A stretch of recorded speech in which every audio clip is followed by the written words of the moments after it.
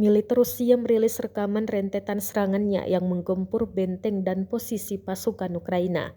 Serangan diluncurkan dari drone lancet, granat, artileri, hingga ATGM. Gempuran ini menargetkan benteng yang dihuni pasukan Ukraina.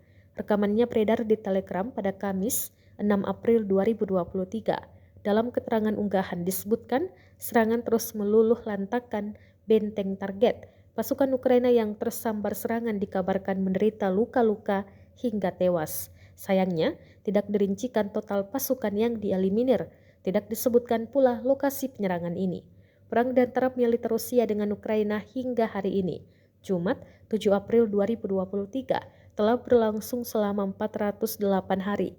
Konflik antar negara bertetangga itu hingga kini masih terus berlanjut dan belum tampak tanda-tanda untuk segera diakhiri.